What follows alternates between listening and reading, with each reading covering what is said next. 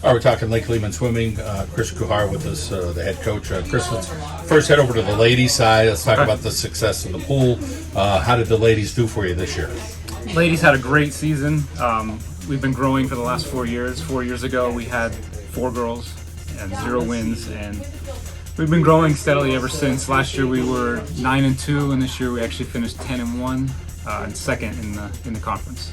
Successful season. How about as far as a facility? Let's talk about that and the challenges. It's very challenging not having a pool at our school, so we use Misericordia. They've been very good to us in the last few years, letting us use the pool over there.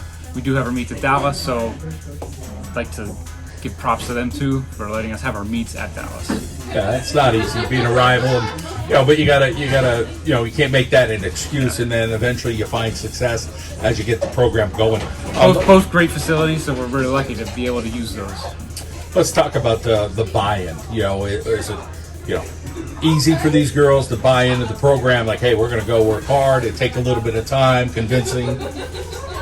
I think that swimmers are usually good kids, and they come from good families, and a lot of them came from other programs, so they come in ready to work hard, and they're all dedicated. I'm lucky to have a good group of dedicated swimmers. Let's talk about your swimming background, how you got started and what it was like, and how you kind of try to take some things from some of the coaches that maybe have been around you.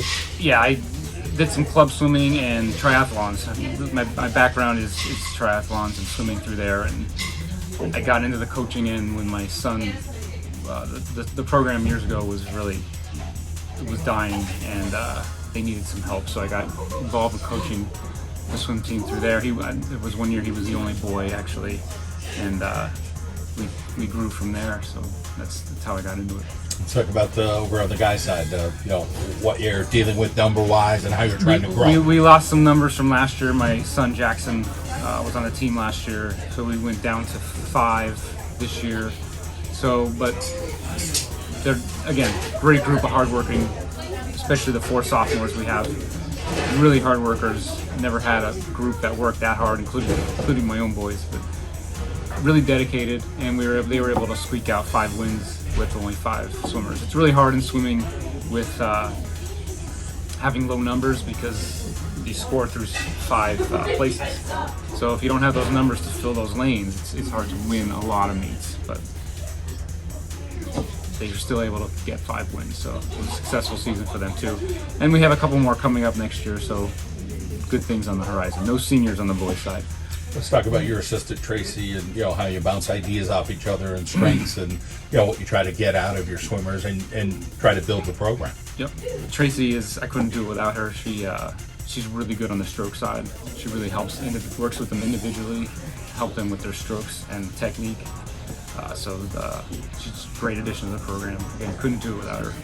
Let's talk about trying to get the school behind you and people into swimming when you don't have a facility. It becomes a little challenging, but maybe you get your swimmers out to a basketball game or a field hockey game, or maybe you have some multi-sport athletes with track and field and different things. You try to feel like, okay, hey, let's try to just be good people and be supportive of each other. And yeah, I think so. I think they're all supportive of all the other sports in the school. A lot of them do other sports, so I'm usually flexible with that. If they have other stuff going on, they can come and go when they want.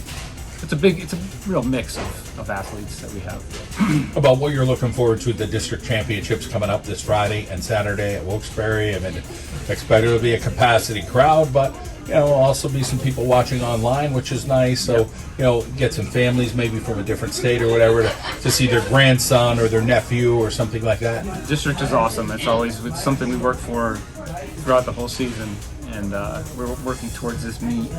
So it's always super exciting. We try to get the kids in their best shape of the year for this meet. We have a lot of good placings. We have the top seed in the 100 fly with Carissa Legaspi. Our senior, Ali Vitanovic, is 4th and 7th seed in her events. We have a bunch in the top 10 and top heats.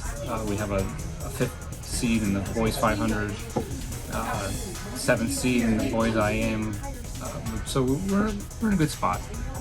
Right. Well, it's good to catch up with you and see the kids, and we wish you the best this weekend at the district championship. Thank you. Thanks for having us.